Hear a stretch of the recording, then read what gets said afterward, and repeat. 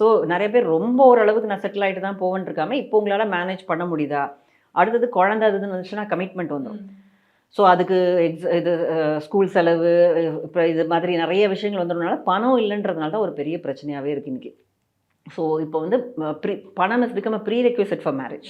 அதனால தான் அந்த செட்டில்னு பேசுகிறாங்க. ஸோ ஒன்று உங்கள் அப்பா அம்மா கிட்ட காசு இருக்கணும், இல்லை உங்ககிட்ட காசு இருக்கணும். அப்போ தான் இல்லைனாலும் இருக்கிற காசுக்கு ஏற்ற மாதிரி நம்ம திருமண வாழ்க்கையை நம்ம சிம்பிளாகவும் பண்ணிட்டு போகலாம். கல்யாணம் நடத்துறது மட்டும் இல்லை, கல்யாணத்துக்கு பிற்பட்ட வாழ்க்கையும் ஒன்று இருக்குது. அவங்க என்ன நினைக்கிறாங்க, அடுத்தடுத்து கமிட்மெண்ட் வந்துடும், நம்ம லைஃப் முடிஞ்சிடும், ஸோ வி வில் செட்டில். அவங்க சொல்கிறதுலேயும் ஒரு அர்த்தம் இருக்குது.